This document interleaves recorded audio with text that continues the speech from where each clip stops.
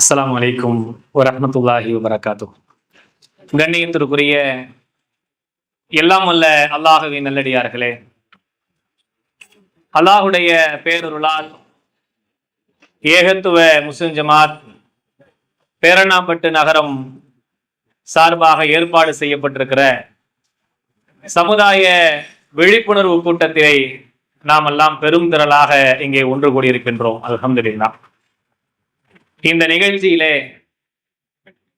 இளைஞனே இறைவனுக்கு அஞ்சி வா என்ற தலைப்பு எனக்கு தந்திருக்கிறார்கள். இந்த தலைப்பு தரப்பட்டதனுடைய நோக்கத்தை நான் விலாவரியாக விளக்குவதற்கு முன்பாகவே நீங்களே அறிந்திருப்பீர்கள். இன்று இளைஞருடைய நிலை எவ்வாறு போய்கொண்டிருக்கிறது, இளைஞருடைய செயல்பாடுகள் எந்த வகையிலே அமைந்து கொண்டிருக்கிறது என்பதையெல்லாம் இந்த மேடையிலே விடாவரியாக விளக்கமாக பல்வேறு செய்திகளை உங்கள் முன்பாக எடுத்துச் சொல்வதற்கு முன்பாக நாமே அதை உணர்ந்தவர்களாக அறிந்தவர்களாகத்தான் இங்கே அமர்ந்திருக்கின்றோம். அப்படி இருக்கக்கூடிய இளைஞர்களுக்கு நாம் என்ன செய்வது? இளைஞர்களாக இருக்கக்கூடியவர்கள் இந்த சமுதாயத்துடைய முதுகெலும்பாக வாழ வேண்டியவர்கள். இளைஞர்கள் தான் நாளைய இந்தியாவினுடைய முன்மாதிரிகளாக சமுதாயத்தவராக வாழ இருக்கிறார்கள். அவர்கள் தான் தன்னுடைய குடும்பத்தை தூக்கி சுமப்பவர்களாக இருக்கிறார்கள். அவர்கள் தான் இந்த நாட்டை பாதுகாக்கக்கூடியவர்களாக இருக்கிறார்கள். இப்படி எல்லா தரப்பு மக்களுமே இளைஞர்கள் என்று சொன்னாலே, இளைஞர்கள் என்று சொன்னாலே இந்த சமுதாயத்தில் ஒரு பெரும் முக்கியத்துவத்தை பெற்றவர்கள். அவர்கள் சாதாரண மக்கள் அல்ல. குழந்தை பருவத்தை விட, முதிய பருவத்தை விட, அந்த இன்பிட்வீன் நடுபட்ட அந்த வயசு காலம் என்பது ஒரு முறுக்கேறிய சமுதாயத்துடைய தேவைகளை பூர்த்தி செய்கிற துடிப்புடைய மக்களாக வாழக்கூடியவர்கள் இந்த சமுதாயத்தில் எப்படி வாழ்ந்து கொண்டிருக்கிறார்கள், அவர்களை இஸ்லாமிய மார்க்கம் எப்படியெல்லாம் திருப்ப சொல்லுகிறது, எப்படியெல்லாம் அவர்கள் இந்த உலகத்திலே வாழ சொல்லுகிறது, இளைஞர்களுக்கு இஸ்லாத்திலே எவ்வளவு முக்கியத்துவம் கொடுக்கப்பட்டிருக்கிறது, அவர்கள் இந்த உலகத்திலே இறைவனுக்கு அஞ்சியவர்களாக இந்த உலகத்தில் வாழ்ந்தால் நம்மை எல்லாம் ஒட்டுமொத்தமாக இந்த உலகத்தை அழித்து முதல் மனிதன் ஆதம் அலைஹிஸ்ஸலாமுடைய காலத்தில் இருந்து இறுதி காலம் வரைக்கும் உள்ள எல்லா மனிதர்களையும் எழுப்பி நிப்பாட்டப்படுகிற அந்த நாளிலே அவர்களுக்குள்ள சிறப்பு என்ன என்பதை எல்லாம் நாம் தெரிந்தோம் என்று சொன்னால் இந்த உலகத்திலே நம்முடைய வாழ்க்கையை ஒரு மிக சிறப்பானதாக, நம்முடைய வாழ்க்கையை எல்லா மக்களுக்கும் முன்மாதிரியானதாக நாம் அமைத்துக் கொள்ள முடியும். அதை சரியான முறையிலே இறைவனுக்கு அஞ்சியவர்களாக எல்லா சமுதாயத்திலையும் இளைஞர்கள் இருக்கிறார்கள். அந்த இளைஞர்கள் பல்வேறு நல்ல காரியங்களும் செய்கிறார்கள். அதுல மறுக்கிறது ஒண்ணும் இல்லை. இளைஞர்கள் ஒட்டுமொத்தமாக ஏதாவது செய்யாம இருக்கிறாங்களான்னா செய்யறாங்க. கொஞ்சம் நெஞ்சம் அங்கன இங்கன அப்படியே கொஞ்சம் செய்யதான் செய்யறாங்க. அதுல எல்லாம் மாற்று கருத்து இல்லை.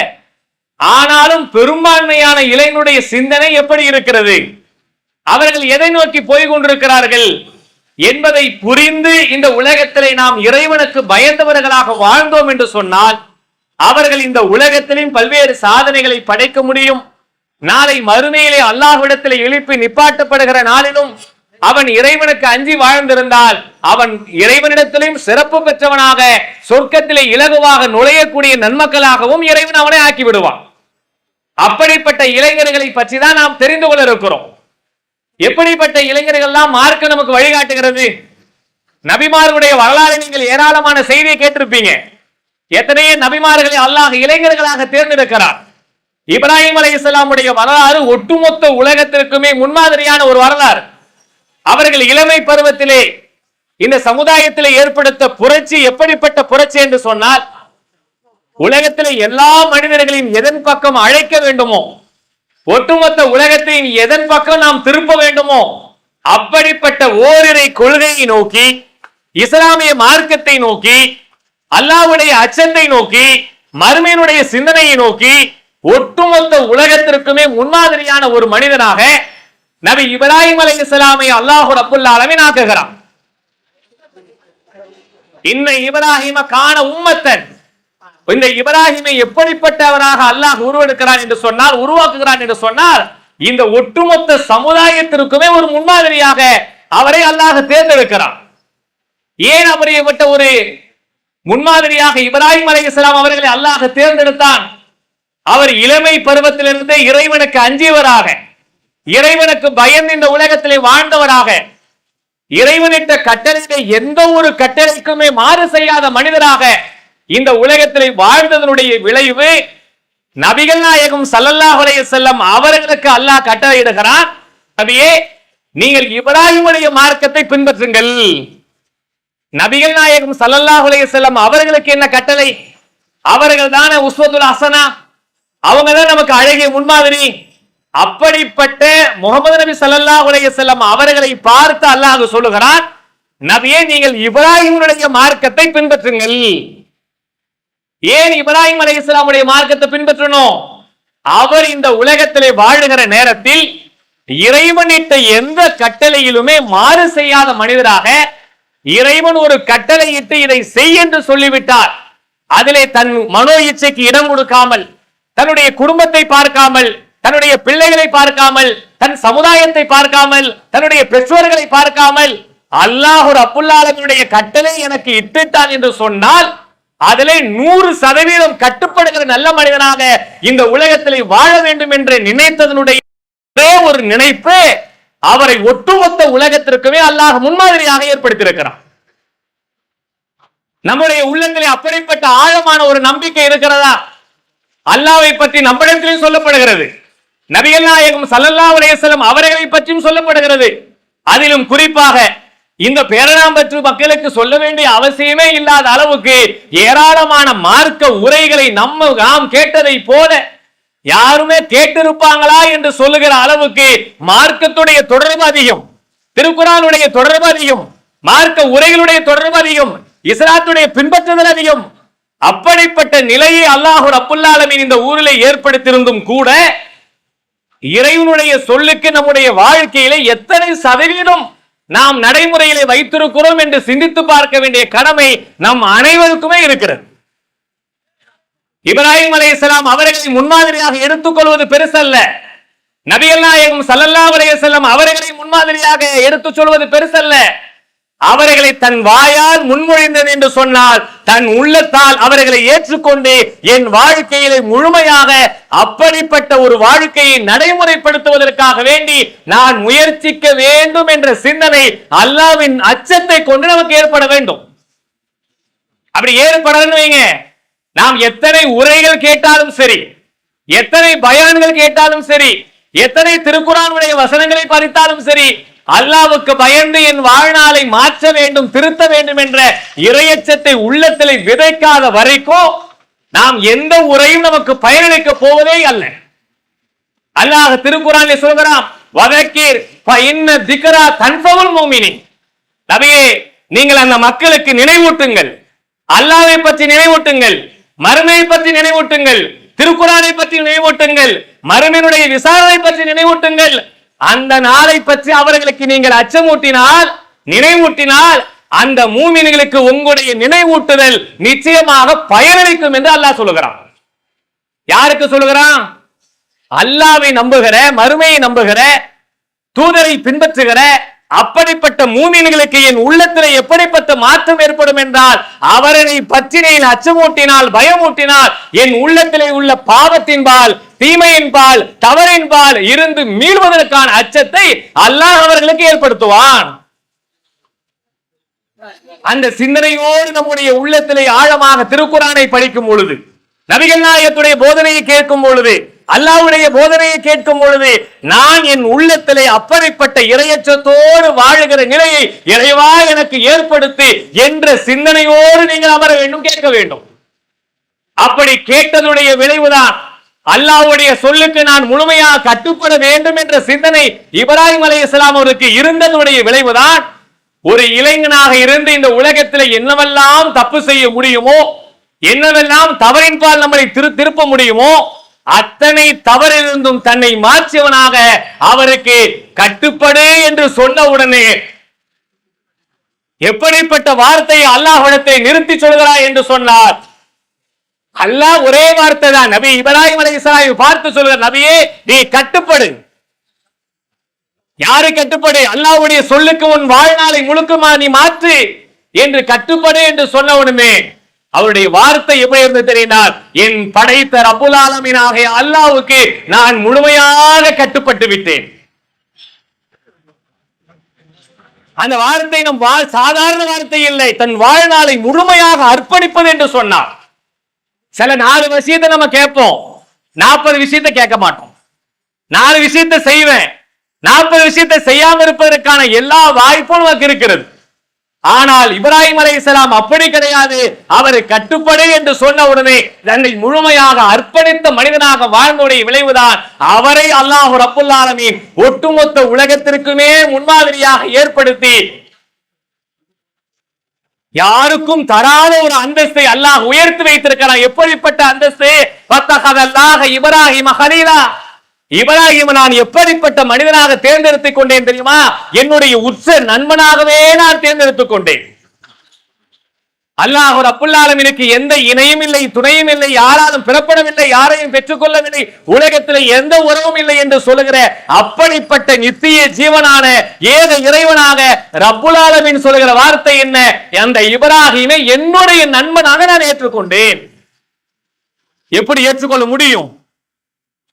அவன் அல்லாஹ்வுக்கு யாருமே உறவில்லை என்று சொல்லுகிற நிலையில ஒருவரை நண்பனாக ஏற்றுக்கொள்ளுகிற அளவுக்கு அல்லாஹ் ரப்புல் ஆலமீன் இந்த உள்ளத்தில் உள்ளத்தை பக்குவப்படுத்தி அவருடைய இறையச்சத்தை நிறைவேற்றி அவருடைய ஈமானுடைய உறுதியை சோதித்து எல்லா வகையான சோதனையும் அவருக்கு ஏற்படுத்தவனவே எல்லா சோதனையும் அவர் பரிபூர்ணப்படுத்தி விட்டார். ஒரு சோதனையில கூட அவர் ஃபெயிலே கிடையாது.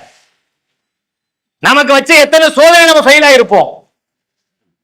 எத்தனை விஷயத்துல செஞ்சுட்டு தப்பு செஞ்சுட்டு அல்லாஹ் என்ன மன்னிச்சிரல்லா, அல்லாஹ் என்ன மன்னிச்சிரல்லா, அல்லாஹ் என்ன மன்னிச்சிரல்லா, அஸ்தக்ஃபிருல்லாஹ் என்று எத்தனை முறை அல்லாஹ்விடத்தை நாம் எத்தனையோ தவறுகளை செய்து கேட்டிருக்கிறோம்.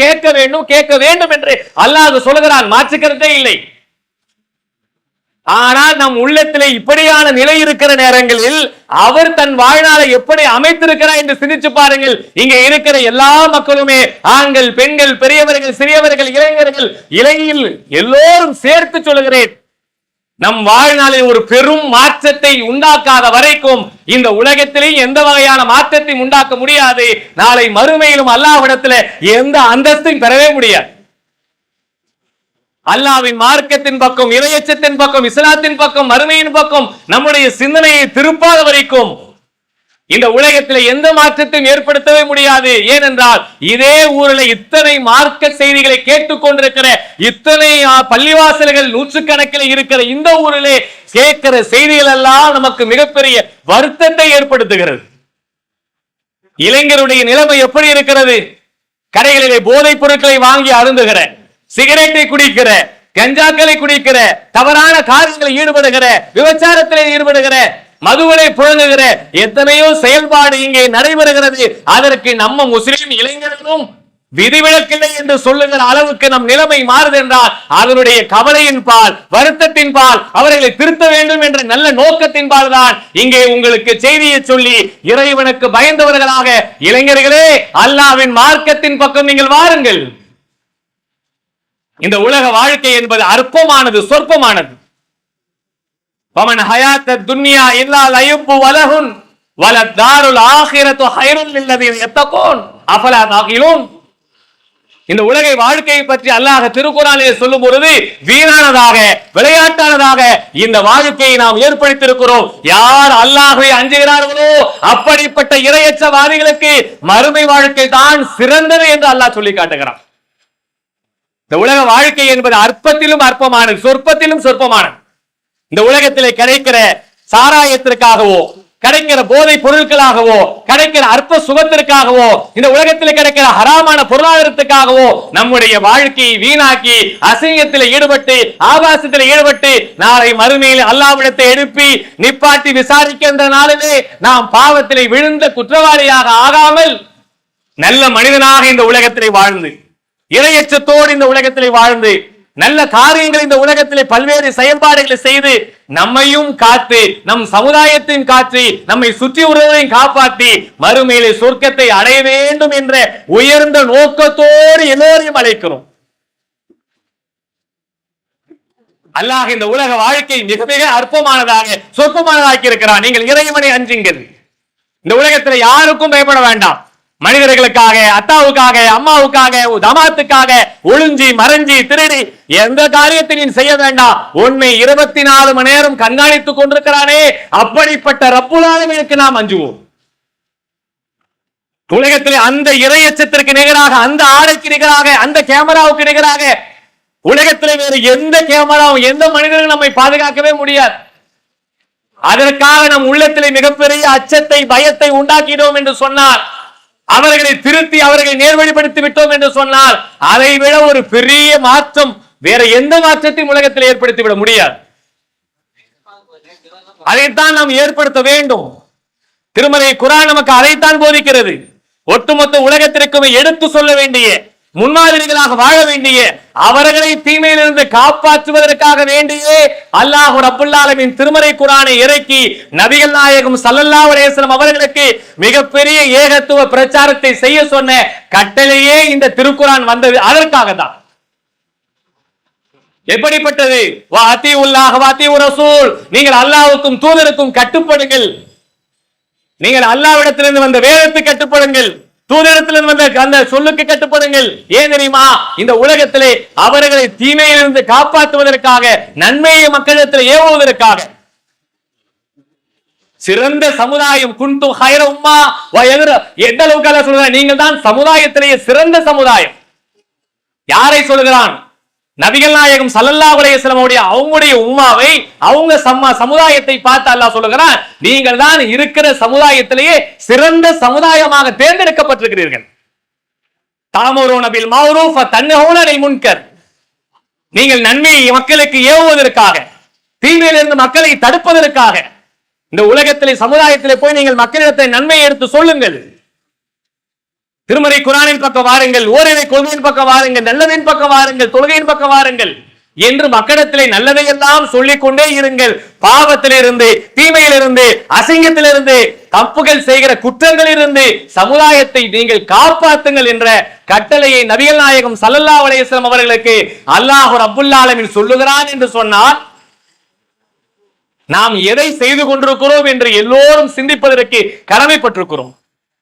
நான் அப்படி ஒவ்வொருவருக்கும் போய் நன்மை ஏவுகிறேனா, தீமையை தடுக்கிறேனா, தீமைக்காக அவர்களை அதிலிருந்து காப்பாற்றுவதற்காக பாடுபடுகிறேனா?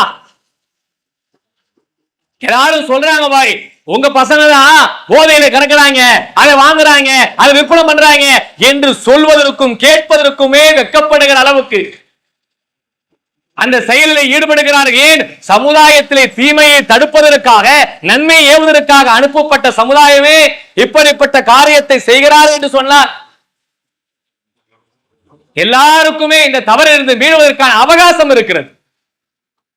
யாரும் தப்புக்கு அப்பாற்பட்டவர்கள் இல்லை, தீமைக்கு அப்பாற்பட்டவர்கள் இல்லை.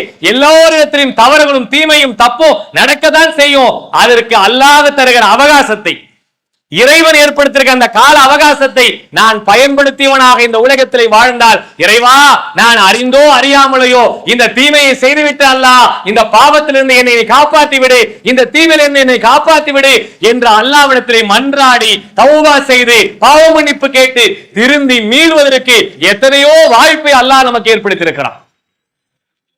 நீங்கள் எதற்காகவும் அசிங்கப்படுவதோ கேவலப்படுவதோ, இதை செஞ்சிட்டோமே இனிமே நான் ஒழுக்கமா இருந்தா என்னை பார்த்து ரொம்ப உத்தம புத்திரனா நீ இத்தனை நாள் என்ன செஞ்சு தெரியாதா அப்படின்னு கேட்பாங்கன்னே பல பேர் அதுல இருக்காங்க. சில பேர் நீங்க தொழுகை கூட்டு பார்க்கலாம், பாய் தொழுவாங்க, பாய் பாய் இத்தனை நாளா தொழாம இருந்துட்டேன், இப்ப மட்டும் தொலை வந்தனா புது தொழுகையாளி வந்துட்டாரா அப்படின்னு நம்மளை பார்த்து கேவலமா சொல்லுவாங்க அப்படின்னு சில பேர் இதனாலேயே தொழாம இருக்காங்க. இதையெல்லாம் இந்த விமர்சனத்துக்காகவோ, யாரு வெளியேற்றுறாங்க என்பதற்காகவோ, நம்ம ஒதுக்குறாங்க என்பதற்காகவோ எதையும் செய்ய வேண்டாம். நாளை மறுமையில் அல்லாஹ்விடத்தில் நிற்க போறோமே, அதை பற்றி அஞ்சினால் அந்த தீமையிலிருந்து நாம் காப்பாற்றப்படும். வத்தகு யௌமன் துர்ஜஊன ஃபீஹி இலல்லாஹ், நீங்கள் அந்த நாளிலே, மறுமை நாளிலே அந்த நாளை அஞ்சுங்கள். ஏனென்றால் என்னிடத்திலேயே நீங்கள் திரும்பிக் கொண்டு வரப்படுவீர்கள். வத்தகு யௌமன், அந்த நாளை நீங்கள் அஞ்சுங்கள். ஏன்? என்னிடத்தில் நீங்கள் திரும்பி வருவீர்கள், நிற்பீர்கள். அந்த நாளில் இந்த உலகத்தில் உன்னை கேலி செஞ்ச யாரும் உதவி செய்ய போறது கிடையாது. பொருளாதாரம் கொடுத்தவங்க யாரும் உதவி செய்ய போறது கிடையாது. உலகத்திலே நமக்கு நண்பர்களாக இருந்த, உறவுகளாக இருந்த, கூட பிறந்தவங்களாக இருந்த, நம்மளை பெற்றவங்களாக இருந்த யாரும் உதவி செய்வதோ, பரிந்துரை செய்வதோ, பொருளாதாரம் கொடுப்பதோ எதையுமே செய்ய போவதில்லை. நாம் செய்த நல்லறங்கள் மட்டுமே நாளை மறுமையிலே அல்லாஹ்விடத்திலே பயனளிக்க போகுது என்று சொன்னால், உலகத்திலே படுகிற ஏச்சுக்கோ, பேச்சுக்கோ, அசிங்கத்திற்கோ நாம் எதையுமே பொருட்படுத்த வேண்டாம். அல்லாஹ்வுக்கு மட்டுமே பயப்படுவோம். இறைவனுக்கு பயந்தால் இன்றிலிருந்து நம்முடைய உள்ளத்திலே ஒரு சபதத்தை ஏற்க வேண்டும். நான் செய்கிற தீமையிலிருந்து, தவறிலிருந்து, தப்பிலிருந்து மீண்டு இறைவன் முன்பால் திரும்பிவிட்டால் அல்லாஹ் என்னை மன்னிப்பதற்கு தயாராக இருக்கிறான். இறை அச்சத்தின்பால் நாம் திரும்பி விட்டோம் என்றால் நம்மை விட ஒரு பெரிய சிறந்த சீலகரையில உலகத்திலே வேறு யாரும் சொல்ல முடியாது. ஏனென்றால் நபிகள் நாயகம் ஸல்லல்லாஹு அலைஹி வஸல்லம் அவர்கள் யாரை மீட்டெடுத்தார்கள்? பாவத்தில் இருந்த, தீமையில் இருந்த, தவறுகளை செய்து கொண்டிருந்த, அறியாமையில இருந்த, இணை கற்பிப்பில் இருந்த, எல்லா பாவத்தில் இருந்த மக்களுக்குத்தான் நபிகள் நாயகம் ஸல்லல்லாஹு அலைஹி வஸல்லம் அவர்கள் மார்க்கத்தை சொன்னார்கள். அவர்களை இஸ்லாத்தின் பால் அழைத்தார்கள், மார்க்கத்தை ஏற்றுக்கொண்டார்கள்.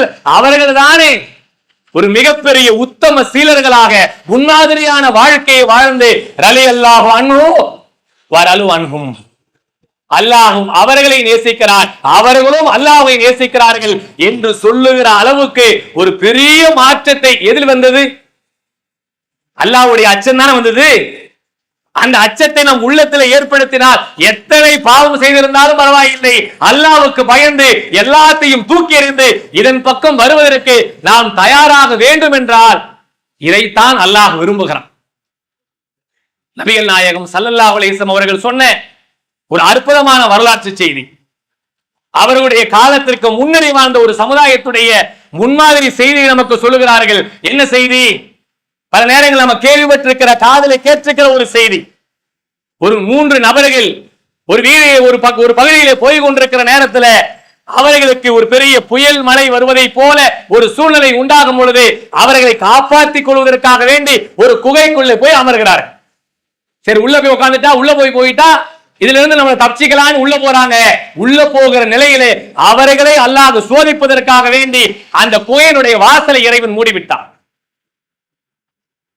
உள்ள 3 பேரும் சிந்திச்சு பாருங்க, நம்மளை இந்த மாதிரி கரையில உள்ள வச்சு செட்ட போட்டு மூடிட்டாலும் நம்ம செத்து போயிரும். உள்ள மூடிட்டா யாரும் வரல, போன் எடுக்கல, யாருமே துறக்கலன்னா இப்படி பதறி போய் எப்படிப்பட்ட நிலை நமக்கு இருக்கும்? யோசனையே பண்ணி பார்க்க முடியாத அளவுக்கு பயந்துருவோம். ஆனா அவங்களுடைய நிலை எப்படி இருந்திருக்கு தெரியுங்களா? அவர்களை உள்ளே போய் நின்ன பிறகு அவங்கள் உள்ளத்தில் ஒரு பெரிய இறையச்சத்தை ஏற்படுத்தி அந்த இறையச்சத்தினுடைய வெளிப்பாடாக அல்லாஹ்விடத்திலே முன்னிறுத்துகிறார்கள். நான் இந்த உலகத்திலே இறைவா உனக்கு அஞ்சி நான் நல்லமல்கள் செய்திருந்தால் உன்னிடத்தை முன்னிறுத்தினேன் இறைவா, அதை நீ ஏற்றுக்கொண்டு என்னை காப்பாற்றுவாயா. அந்த 3 பேரை செஞ்ச துவா என்ன தெரியுங்களா? ஒரு மனிதர் தன்னிடத்தில் பொருளாதாரம் இருக்கிறது, தன்னிடத்தில் வசதி இருக்கிறது என்பதற்காக வேண்டி ஒரு உறவுக்கார பெண்மணியை அடைவதற்காக வேண்டி ஆசைப்படுகிறார். ஆசைப்படுகிற நிலையில் அவரை அடைவதற்காக நெருங்கியும் செல்கிறார். கிட்டத்திலே நெருங்கி போகிற நேரத்திலே அவள் சொன்ன ஒரே ஒரு வார்த்தை, இத்தகில்லா, அல்லாஹ்விற்கு நீங்கள் பயந்து கொள்ளுங்கள் என்று சொன்ன ஒரே ஒரு வார்த்தை அந்த பாவத்திலிருந்து வெளிவருகிறார். அந்த குகையிலே நெருக்கடிகளை மாட்டிக்கொண்டிருந்த நேரத்திலே இறைவனிடத்திலே கையேந்துகிறார். இறைவா, இப்படிப்பட்ட அசிங்கத்தை, ஆபாசத்தை செய்ய இருந்த நான், அந்த பெண்மணி சொன்னாலே இத்தகில்லா, அல்லாஹ்விற்கு பயந்துக்கோன்னு சொன்னாலே இறைவா, அந்த ஒரே ஒரு சொல், இந்த தீவிலிருந்து நான் விடுபட்டு விட்டேன், என்னை நீ இதை உனக்காகவே நான் செய்திருந்தால், உன்னுடைய அச்சத்தாலே நான் செய்திருந்தால் இந்த நெருக்கடியிலிருந்து என்னை காப்பாற்ற அல்லாஹ் என்று அல்லாஹ்விடத்திலே கையேந்தியவுடன் அந்த குகையினுடைய வாசலை அல்லாஹ் கொண்டு விளக்குகிறான். நல்ல அமல்களை இறைவனுக்காக வேண்டி பயந்து செய்வனுடைய விளைப்பாடு உண்மைதான் என்பதை நிரூபிப்பதற்காக அல்லாஹ் அந்த கோயிலிருந்து அவரை அப்புறப்படுத்துகிறான். இன்னொரு மனிதர் தன்னுடைய பெற்றோர்கள் பசியாக தூங்குகிற நேரத்திலே அவருக்கு பாலை கொண்டு வந்து, பெற்றோர்கள் சாப்பிடாமலே தூங்கிட்டாங்கன்னு விழிக்கிற வரைக்கும் காத்து கொண்டிருந்து அவங்களுக்கு சாப்பாடு கொடுக்கிறாங்க. இறைவா, உன்னுடைய இறையச்சத்தாலே நான் இதை செய்திருந்தால் என்னை இதிலிருந்து காப்பாத்த அல்லாஹ் என்று கேட்கும் பொழுது அல்லாஹ் இன்னும் சற்று பாறை விளக்குகிறான். இன்னொரு மனிதர் தன்னிடத்துல வேலை செஞ்ச ஊழியன் காசு வாங்காம போயிட்டாரு. அந்த காசை வச்சு ஆடு மாடுகளை வாங்கி விட்டு ஒரு பெரிய அளவுல அந்த ஆடு மாடெல்லாம் பெருகின பிறகு பல ஆண்டுக்கு பிறகு வந்து காசு கேட்டார். அல்ல பொருளாதாரத்தை கேட்டாரு. இவ்வளவு மந்தையும் உன்னுடைய மந்தைதான், உன் காசுல வாங்கி விட்டதுதான், எடுத்துட்டு போன்னு சொன்னேன். ஒரு பெரிய ஆச்சரியம், என்ன என் காசா இது, என்னுடைய ஊதியமா என்று அனுப்பினேன். அப்படிப்பட்ட வேலையை உன்னுடைய இறையச்சத்தாலேயே செய்தான்லா என்று சொல்லுகிற நேரத்தில் அந்த பாறை முழுகையாக விளங்கி அதிலிருந்து அவர்கள் 3 பேரும் வெளியேறினார் என்று சொன்னால் இந்த இறையச்சத்துடைய வெளிப்பாடு, அல்லாஹுடைய உதவி நமக்கு உண்டு. நம்ம வாழ்க்கையிலே பாவங்கள் செய்யாமல் இல்லை, தீமைகள் செய்யாமல் இல்லை, இறையச்சத்தின் பால் நாம் திரும்புகிறோம் இல்லை, திருப்புகிறோம் இல்லை. இதைத்தான் இறை நேசிக்கிறான், இறைவன் விரும்புகிறான். அல்லாஹ் திருமறை குர்ஆனில் சொல்லுகிற வார்த்தையை பாருங்கள். யா இபாதி அல்லதீன அஸ்ரஃபு அலா அன்ஃபுஸிகும் லா தக்னது மிர் ரஹ்மத்தில்லாஹ். தனக்குத்தானே அநீதியிழைத்துக் கொண்ட எனது அடியார்களே, அந்த வார்த்தையை சொல்லுகிற வார்த்தையை பாருங்கள். தனக்குத்தானே அநீதியிழைத்துக் கொண்ட எனது அடியார்களே, அல்லாஹ்வின் அருளை நீங்கள் நம்பிக்கை இழக்காதீர்கள். அல்லாஹ் அனைத்து பாவங்களை மன்னிப்பதற்கு தயாராக இருக்கிறான். இன்னல்லாஹ் யக்ஃபிரு துனூப ஜமீ, எல்லா பாவத்தையும் அல்லாஹ் மன்னிக்க தயாராக இருக்கிறான்.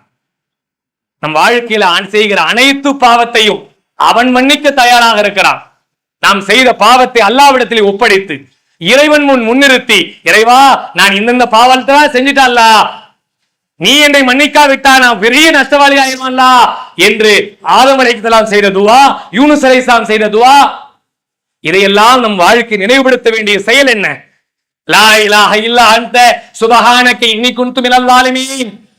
வணக்கத்துக்குரிய உன்னை தவிர வேறு யாரும் இல்ல அல்லாஹ், எனக்கு நானே அநியாயம் பண்ணிட்டேன் அல்லாஹ், என்னை நீ மன்னித்து விடு, நீ தான் தூய்மையானவன் என்று யூனுஸ் அலைஹிஸ்ஸலாம் செய்தார்களே, அந்த துஆவெல்லாம் நாம் மறந்து விட்டோமா? இதுவெல்லாம் என் உள்ளத்தை நாம் ஆழமாக பதிந்தார், இந்த சிந்தனை எல்லாம் நம் உள்ளத்திலே வந்தார், இந்த உலகத்திலே செய்கிற எல்லா பாவத்தையும் அல்லாஹ் மன்னிப்பதற்கு தயாராக இருக்கிறான். அந்த மன்னிப்பை நோக்கி நாம் திரும்புவோம். அதுதான் இன்னைக்கு நாம் பெற வேண்டிய முக்கியமான பாடம். உலக வாழ்க்கை என்பது அற்பமானதாக, சொற்பமானதாக அல்லாஹ்வின் தூதர் ஸல்லல்லாஹு அலைஹி வஸல்லம் சொன்னார்கள். இந்த கடல் இருக்குல்ல, சமுத்திரம் இருக்குல்ல, அந்த கடல்ல போய் நாம விரல விட்டா அந்த விரல்ல ஈரமாயி அதை எடுக்கிறோம் இல்ல, அது நனைஞ்சிருக்கும். அந்த விரல்ல எவ்வளவு நனைஞ்சிருக்கும் ஈரம். இதுதான் இந்த ஒட்டுமொத்த உலகம் என்று அல்லாஹ்வின் தூதர் சொன்னார்கள். அது எவ்வளவு ஈரம் இருக்க போகுது? அந்த ஈரத்துல ஒரு பெரிய அளவுல ஏதாவது தண்ணி நிற்குமா? அதை சொல்லுகிறார்கள். ஒட்டுமொத்த உலகமே அந்த கையில நீங்க விரல விட்டீங்கல்ல, அதுதான் இந்த ஒட்டுமொத்த உலகம். மீது எல்லாம் மறுமையும் நரகமும் சொர்க்கமும் இருக்குது என்று சொன்னால் இந்த உலக வாழ்க்கை என்பது அவ்வளவுதான். எத்தனையோ பேரை நம்ம பார்க்கிறோம், தன் பெற்றோர்கள் ரொம்ப வேதனைப்படுறாங்க. என் பிள்ளை இப்படி ஆயிட்டானே, என் பிள்ளை இப்படி மாறிட்டானே, தொழுகையாலேயே இருந்தான், ஓதிட்டு இருந்தான், படிச்சுட்டு இருந்தான், நல்ல காரியெல்லாம் செஞ்சான், சேருவாரு சரியில்லாம சேர்ந்தான், அதோட என் பிள்ளையுடைய வாழ்க்கையே போயிருச்சு பாய் என்று பயப்படுகிறார் என்று சொன்னா, பிள்ளைங்களுடைய சேர்க்கை ரொம்ப ரொம்ப முக்கியமான. நீங்கள் கவனம் இல்லாம, அவங்க செய்யற தப்ப கண்காணிக்காம, அவர்களை வளர்ப்பதில் கவனம் இல்லாமல் நாம் நம்ம இஷ்டத்துக்கு மனோபோன போக்கில நம் வாழ்க்கையை அமைத்து விட்டால் நாமும் நஷ்டமடைந்து, பிள்ளையும் நஷ்டமடைந்து, இந்த உலக வாழ்க்கை வீணா போய் மறுமை வீணா போயிடும். பிள்ளைகளுடைய வளர்ப்பு ரொம்ப ரொம்ப முக்கியமானது. நீங்கள் இளமையிலிருந்தே உங்கள் பிள்ளைகளுடைய வளர்ப்பிலே அதிகமாக கவனம் செலுத்த வேண்டும். நபிகள் நாயகம் ஸல்லல்லாஹு அலைஹி வஸல்லம் சொன்னார்கள், குல்லு மௌலூதின் யூலத் அலல் ஃபித்ரா. எல்லா பிள்ளைகளும் பிறக்கும் பொழுது இயற்கை மார்க்கத்தில் இஸ்லாத்தில் தான் பிறக்கிறார்கள். பெற்றோருடைய வளர்ப்பின் அடிப்படையில் தான் அவன் யூதனாகவோ கிறிஸ்தவனாகவோ நெருப்பு வணங்கியாகவோ மாறுவதற்கு என்று சொன்னால், நம்முடைய பிள்ளையுடைய வளர்ப்புல கவனம் செலுத்தணுமா இல்லையா? படிச்சா போதும், பட்டம் வாங்கினா போதும், டிகிரி எடுத்தா போதும் என்று நினைக்கிற பல பெற்றோர்கள் தன் பிள்ளை இறையச்சத்தோடு இந்த உலகத்திலே வாழ வேண்டும், அல்லாஹ்வின் மார்க்கத்தின்பால் வாழ வேண்டும், ஒழுக்கத்தோடு வாழ வேண்டும், அல்லாஹ்வுடைய பயத்தோடு வாழ வேண்டும் என்று நினைத்து நாமும் மாறி நம் பிள்ளைகளை மாற்ற வேண்டும். அவங்க நல்லா இருக்கும் நினைச்சா நாம நல்லா இருக்கும். நம்ம வாழ்க்கையை நாம சரி பண்ணணும். அதை சரி பண்ணாத வரைக்கும் நாம் தொழுவாளியாக, நான் உண்மையை பேசுறவனாக, நான் தப்பு செய்யாதவனாக, நான் அல்லாஹ்வுக்கு பயந்தவனாக, நான் ஈமானை சரி பண்ணவனாக என்னுடைய அமல்களை நான் சரிபடுத்தி நான் சரியாக வாழ்ந்தால் நானும் நல்லா இருப்பேன், என் குடும்பமும் நல்லா இருக்கும், என் பிள்ளையும் நல்லா இருக்கும். இதான் நபிகள் நாயகம் ஸல்லல்லாஹு அலைஹி வஸல்லம் அவங்க சொல்ற மிக முக்கியமான அறிவுரை என்ன? என் பிள்ளைகளுடைய வளர்ப்பிலே நாம் அதிகமாக கவனம் செலுத்த வேண்டும். பிள்ளை எப்படியோ வாழ்றான், யாருகிட்டே பழகிறான், எங்கேயோ போகிறான் என்று கவனம் இல்லாமல் அவர்களை வளர்த்தால் பிள்ளைகளுடைய வாழ்க்கை வீணாக போயிடும். அவங்களுடைய வளர்ப்புல கவனம் செலுத்துவது ரொம்ப பெரிய விஷயம். காசு பணம் சேர்க்கிறது பெருசு இல்ல, பெரிய வீடு கட்டுறது பெருசு இல்ல, கார்ல போறது பெருசு இல்ல, சொத்து பத்தை சேர்த்து வைக்க பெருசு இல்ல. என் பிள்ளைக்கு ஒழுக்கத்தை கொடுப்பது ரொம்ப முக்கியமானது. அவனை நல்ல மனிதனாக, தொழிலாளியாக, சமுதாய சிந்தனை உள்ளவனாக, மார்க்கப்பணி செய்கிறவனாக அவனை மாற்றினால் நீங்கள் கவலையே பட தேவையில்லை. அவனும் நல்லவனாக, சமுதாயத்திலும் நல்ல மக்களோடு பழகுவனாக, நல்ல காரியத்தை செய்பவனாக அவனே மாறிவிடுவான். நம்ம அப்படி இருக்கிறோமா? நல்ல காரியம் செய்ய போனா நம்ம என்ன நினைக்கிறோம் தெரியுமா? டேய் அதெல்லாம் ஏண்ட போறேன், பெக்கார் காமா கருணக்கோபா. நம்ம சொல்றது என்ன? வேணாலும் வேலை செய்யாத, அவங்கள்ட்ட போய் செய்யாது. இல்லம்மா ஒரு நாள் கூப்பிடுறாங்க, ஒரு நாள் தாவா கூப்பிடுறாங்க, ஒரு நாள் குரான் ஓத கூப்பிடுறாங்க, ஒரு நாள் நல்ல காரியம் செய்யறாங்க, அதெல்லாம் வேணாம்பா. இப்ப நீ படிப்பு இருக்குது, படி படி என்று சொல்லுவோம். படிப்பு தேவைதான், மாற்றுக்கிறது இல்லை. பிள்ளைகள் படிக்க வேண்டும், முன்னேற வேண்டும், சமுதாயம் முன்னேற வேண்டும். அதை விட முக்கியமானது என் பிள்ளை மார்க்க ஒழுக்கத்தோடு வாழ வேண்டும் என்ற சிந்தனை நமக்கு வரணுமா இல்லையா?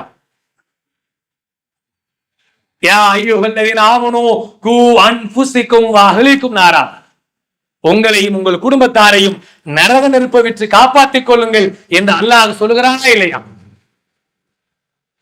நாம நம்மையும் காப்பாற்றி பிள்ளைகளை காப்பாற்ற வேண்டிய கடமை. நரகத்திலிருந்து உங்களை காப்பாற்றிக் கொள்ளுங்கள். அந்த நரக நெருப்பு எப்படி இருக்கும் தெரியுமா? அதிலே மனிதர்களையும் கற்களையும் தான் போடுவோம். மனுஷனையும் கற்களையும் அதிலே போட்டு பொசுக்குகிற, நசுக்குகிற, எரிக்கிற, கரிக்கத்தையாக்கிற அப்படிப்பட்ட நரக நெருப்பிலிருந்து உங்களையும் உங்கள் குடும்பத்தாரையும் அல்லாஹ் காப்பாற்றிக் கொள்ளுங்கள் என்று சொல்லுகிறான். நான் அதற்காக இந்த உலகத்திலே என்னை மாற்றுவதற்காக, என் மனைவியை மாற்றுவதற்காக, என் பிள்ளைகளை மாற்றுவதற்காக நான் முயற்சி எடுக்க வேண்டுமா இல்லையா? அவர்களை உட்கார்ந்து நம்ம படிக்கணும், குர்ஆனை படிப்பதற்காக, தொழுகையை அவர்களை நிலைநாட்டுவதற்காக நம் சிந்தனை அதன்பால் திருப்பினால் நம் பிள்ளை ஒழுக்கமானவனாக மாறுவான். சில பேர் நினைக்கிறோம் நம்ம தொழுதான் போய் செய்யறோம், நான் தொழாம இல்லை, ஆனா என் புள்ள தொழவே மாட்டேங்கிறான், ஓதவே மாட்டேங்கிறான், சைத்தான போறான், அப்படியே நடக்கிறான். நம்ம தொழுகிறோம், அந்த தொழுகையின் பால் அவனை கூட்டு போறோமா? அவனை வாகனம் கூட்டு போய் அழைச்சு போய் நிப்பாட்டுறோமா? வீட்டுல திருக்குறானை எடுத்து பிரிச்சு வச்சு எல்லாரும் உட்கார்ந்து ஓதுவதற்கு முயற்சி எடுக்கிறோமா? நான் ஓதுகிறேன், நான் தொழுகிறேன், நான் பள்ளிக்கு போறேன். நம் பிள்ளைக்கு, நம் மனைவிக்கு இதை சொல்ல வேண்டிய கடமையும் பொறுப்பும் நம் எல்லோருக்கும் இருக்கா இல்லையா? அதை நாம் செய்கிறோமா என்று நீங்கள் முயற்சி செய்து பாருங்கள். செய்தால் நிச்சயமாக அல்லாஹ்வின் உதவியை கொண்டு ஒரு இறையச்சம் உள்ள குடும்பமாக, அல்லாஹ்வின் மார்க்கத்தை கடைபிடிக்கிற ஒரு குடும்பமாக அவர்கள் மாறுவார்கள் என்பதிலே எந்த மாற்று கருத்துமே இல்லை. நம்ம அப்படிப்பட்ட சிந்தனைபால் அவங்களை திருப்பணும், அவங்களை கொண்டு வரணும். அது இந்த இப்ப இருக்கக்கூடிய காலகட்டத்திற்கு ரொம்ப ரொம்ப முக்கியமான. பிள்ளைகளை டிஸ்டர்ப் பண்ணக்கூடாது நம்ம செய்யற வேலை என்ன தெரியுமா? போன் அவங்க கையில கொடுத்துட்டு நாம நம்ம வேலையை பார்க்கிறோம், அவன் வேலையை பார்க்கறோம். சில பேர் வீட்டுல செய்யற வேலை என்ன பெரிய தப்பு என்ன தெரியுமா? பிள்ளைகளோட பேசுவதற்கு நேரம் இல்லாம, அவர்களுக்கு நேரம் ஸ்பெண்ட் பண்ணாம, அவர்களுக்கு போனை கொடுத்துட்டு நான் ஏன் வேலையை பார்க்கிறேன், நீ உன் வேலையை பாருங்க. அவன் எல்லா வேலையும் பார்ப்பான். அவன் அதை செஞ்சுட்டான், இதை செஞ்சுட்டான், இப்படி போயிட்டான், அப்படி போயிட்டான். இதற்கெல்லாம் காரணம் யாரு? நாம் தானே காரணமா இருக்கும். அதுக்கு நேரம் ஒதுக்கி அவனை உட்கார வச்சு குர்ஆனை ஓதுவதற்காக, அல்லாஹ்வை பற்றி, நல்ல செய்திகளை பற்றி, வரலாற்றை பற்றி, நல்ல விஷயங்களை பற்றி அவங்களோடு பகர்ந்தார் நிச்சயமாக அவர்கள் தவறான சிந்தனையின் பக்கம் போவதிலிருந்து அல்லாஹ் அவருடைய உள்ளத்திலே ஒரு இறையச்சத்தை ஏற்படுத்துவார் என்பதை மாற்றுக்கிறதே இல்லை. நம்ம நிறைய பேர் அதை செய்யறதே இல்லை. விளையாடுறான், கொஞ்ச நேரம் விளையாடுறான், கொடுங்க, தப்பு இல்லை, போன் இல்லாம இருக்க இயலாது. அவர்களுக்கு கொடுக்கிற நேரம் என்ன, பார்க்கிற விஷயம் என்ன, செய்ய வேண்டிய வேலை என்ன, எதை பக்கம் பார்க்கணும், எதை பார்க்க கூடாது, இதையெல்லாம் நாம் சொல்லிக் கொடுக்கிறோமா? இதை எதையுமே சொல்லாமல் நேரத்தை கழிக்க வேண்டும் என்பதற்காக வேண்டி அவன் கொடுத்துட்டு என் வேலையை பார்த்தா நிச்சயமாக இதுபோல தடமாறுவதற்கு பல்வேறு வாய்ப்புகளை ஷைத்தான் ஏற்படுத்துவான் என்பதிலையும் மாற்றுக்கிறதே இல்லை. ஷைத்தான் நம்மளே தடுமாற வைக்கிறான்ல. நம்ம நல்லதுதான் பார்க்கணும்னு நினைக்கிறோம், பேஸ்புக்லயும் இன்ஸ்டாலையும் அதான் பார்க்கணும்னு நினைக்கிறோம். ஆனாலும் நம்மையே அறியாம எதையாவது ஒண்ணு ஷைத்தான் கொண்டு வந்து காட்டுறா, தடுமாற நிலை இருக்கா இல்லையா? அதற்குத்தான் அல்லாஹ் சொல்கிறான், மூமின்களுடைய நிலை எப்படி இருக்கு தெரியுமா? அவர்களுக்கு ஷைத்தானுடைய தீண்டுதல் ஏற்பட்டு விட்டால் உடனே அவர்கள் சுதாரிப்பார்கள் என்று அல்லாஹ் சொல்லுகிறான். ஷைத்தான் வராமலா இருக்க மாட்டான்பா, ஷைத்தான் வருவான். நீங்க தொழுகையில இருந்தா கூட ஷைத்தான் வருவான். நபிகள் நாயகம் ஸல்லல்லாஹு அலைஹி வஸல்லம் சொன்னது என்ன? அல்லாஹ் அக்பர் நீங்க தக்பீர் கட்டி தொழுகையில நின்ன உடனே முதல்ல ஷைத்தான் வந்து நம்ம பக்கத்துல நினைச்சிட்டு சொல்றது என்ன? நீ அதை நினைச்சு பாரு, இதை நினைச்சு பாரு. தக்பீர் கட்டணும் எல்லாம் வருதா? காணா போனதெல்லாம் வருதா? என்னென்ன பொருள்லாம் காணா போச்சோ தக்பீர் கட்டணும்னு அங்கதான் நினைவுக்கு வரும். தக்பீர் கட்ட பிறகுதான் கல்லாவை பூட்டணுமா இல்லையா ஞாபகம் வரும். தக்பீர் கட்ட பிறகுதான் ஆஹா 4 கடை வசூல் பண்ணமே, மூசா கையில வசூல் பண்ணலையே, அப்பதான் ஞாபகத்துக்கு வரும். தக்பீர் கட்ட பிறகுதான் கேஸ் ஆஃப் பண்ணணுமா இல்லையா, அப்பதான் ஞாபகம் வரும். ஏன்? ஷைத்தான் வருவான்னு ரசூலுல்லாஹ் தொழுகையிலே சொன்னாங்க. அதுதான் சொல்றாங்க, அப்படிப்பட்ட சிந்தனை வந்தா அவுது பில்லாஹி மினஷ் ஷைத்தானிர் சொல்லி இடது பக்கம் துப்புற மாதிரி இஷாரா பண்ணிக்கிடுங்க. ஷைத்தானது பாதுகாப்பு எங்க? தொழுகை என்பது ஒரு இறையச்சம் நிறைந்த நிலை, அல்லாஹ் பார்த்து கொண்டிருக்கிற நிலை, இறைவனுடைய உரையாடி கொண்டிருக்கிற நிலை. அந்த நேரத்திலேயே இப்படிப்பட்ட நிலை என்றால் அவன் இல்லாத இருக்கிற நேரத்துல எப்படி இறையச்சத்தோட வாழணும் நபிகள் நாயகம் ஸல்லல்லாஹு அலைஹி வஸல்லம் அவர்கள். அதனால்தான் நம் சிந்தனையை, நம் உள்ளத்தை அல்லாஹ்வின் மார்க்கத்தின் பக்கமே தொடர வேண்டும் என்பதற்காக சொல்லுகிற மிக முக்கியமான ஒரு அறிவுரையை பாருங்கள். நபிகள் நாயகம் ஸல்லல்லாஹு அலைஹி வஸல்லம் அவர்கள் நாளை மறுமையிலே அல்லாஹ்விடத்திலே அர்ஷுடைய நிழலில் இருக்கக்கூடிய 7 சாரார்களை பற்றி சொல்லும் போது